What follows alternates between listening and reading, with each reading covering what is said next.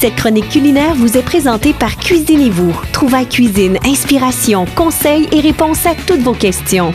Cuisinez-vous, 709 rue Saint-Thomas, Joliette. Salut Yohan Duroy. Salut, comment vas-tu? Ça va bien, toi?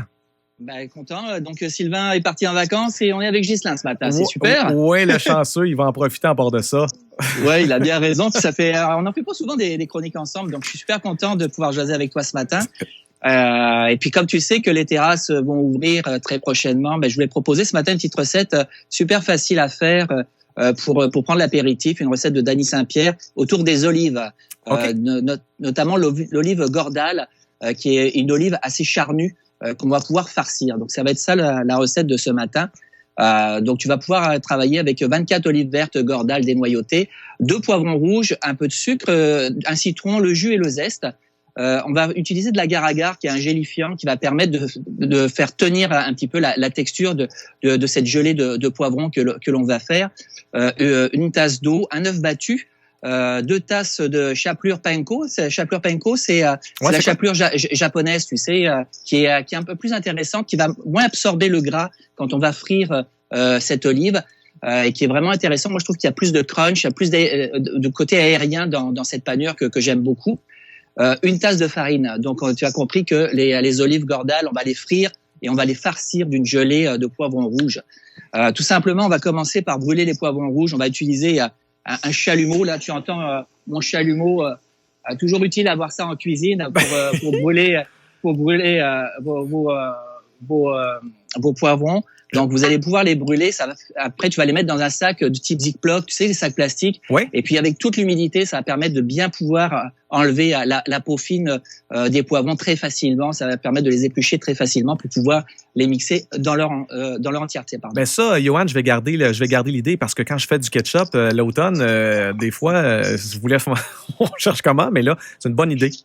Ben ouais, un chalumeau ou un poêle au gaz, ou un barbecue. Tu mets tes poivrons sur le barbecue, tu les fais bien brûler, puis après dans un sac Ziploc, l'humidité va faire son travail, puis après ça s'épluche très facilement. On met du citron aussi. Oui, on va chauffer l'eau aussi agar-agar qu'on va réserver. On va donc mettre nos poivrons dans le mixeur avec les zestes et le jus de citron. On va mettre le sucre et on va mixer le tout. On va ajouter progressivement le mélange d'eau agar-agar. On veut une consistance un peu de purée, je dirais légère, mais qui se tienne quand même parce qu'on veut farcir nos olives. On va mettre cette préparation dans une poche à douille qu'on va mettre au réfrigérateur. Et puis après, on va une fois que c'est bien froid, on va pouvoir farcir nos olives une à une. Et puis on va les mettre dans le congélateur pour qu'elles durcissent, pour que la préparation durcisse. Et après, on va pouvoir travailler la panure. Donc après, tu vois, on va les mettre dans la farine, dans l'œuf et dans la chapelure panko. Ça va obtenir un petit peu cette préparation-là. Là, je vous les montre à l'antenne. Vous savez, on est filmé sur YouTube, donc vous pouvez voir les olives bien farcies avec la chapelure panko. Et puis ça, vous pouvez réserver ça au congélateur et puis les utiliser au besoin, tout simplement. Juste à les frire à la friteuse, température à peu près 350 Fahrenheit. On les égoutte sur un papier absorbant, puis tu sers ça avec un petit apéritif, une petite bière fraîche, c'est parfait. La twist qui est super intéressante, c'est que si t'as pas le temps de farcir des olives, t'achètes des olives déjà toutes prêtes. T'en as des olives farcies aux anchois, t'en as avec du fromage frais, t'en as avec de l'ail, avec des amandes dedans. Donc, tu pourrais acheter des olives déjà préparées, puis juste faire la panure et puis les frire pour faire une petite variété un peu différente d'olives frites que tu vas pouvoir consommer à l'apéritif. Ou sinon, tu t'amuses à les farcir au goût, tout simplement. Hey, c'est ça. Puis moi, je suis un grand fan d'olives, soit dit en passant. Je suis toujours partant pour goûter des recettes comme celle-là. Puis c'est pas long à préparer, là, une dizaine de minutes, puis ça donne comme 24 portions. Oui, en fait, une fois après, puis ce qui est le fun, c'est que tu mets ça au congélateur, puis tu as ça au besoin. Donc, un petit apéritif dernière minute, hop, tu sors tes olives et puis tu impressionnes. Je suis passé chez nos amis de Cuisinez-vous spécialité commerciale sur rue Saint-Thomas, puis j'ai regardé 2-3 items. Il y a une espèce de, en plus c'est dans la partie liquidation, un petit appareil pour farcir les olives, justement pour faciliter. Donc ça peut être très pratique. À peine $10 l'appareil pour farcir les olives. On a aussi d'autres choses pour dénoyauter, que ça soit les cerises, les olives, etc. Des dénoyauteurs. On a aussi pour les fraises, ça va être la saison des fraises qui va venir pour les enlever la petite queue des fraises. Oui. Un évideur à fraises aussi qui a un petit principe sous pompe là qui est super facile à faire. Donc il y a plein de petits gadgets comme ça pour se faciliter la vie, puis pour pouvoir faire nos préparations et puis se faire plaisir tout simplement.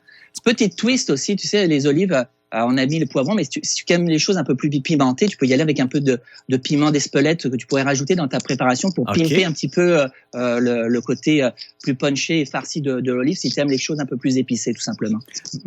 Un peu moins pour moi, mais je suis certain que ça, il y en a que ça attire, ça c'est certain. Hey, ça a l'air vraiment bon. On peut te suivre cette vidéo-là sur YouTube? Oui, sur les réseaux sociaux, sur YouTube, puis vous allez mettre la recette sur le Facebook du Haut 103.5. Exactement. Et puis on se retrouve la semaine prochaine, du coup. Exactement. Yoann Duroy, merci. C'est toujours un bonheur de te jaser. Puis même s'il est juste même pas 8 heures, j'ai faim comme ça se peut pas. Super. Bon, on se retrouve la semaine prochaine alors. Salut Yoann, merci beaucoup. Salut, bye-bye. Bye-bye. Cette chronique culinaire vous a été présentée par Cuisinez-vous, une magnifique et grande boutique vous offrant plus de 15 000 produits avec toujours le meilleur rapport qualité-prix. Cuisinez-vous à Joliette au 709 rue Saint-Thomas.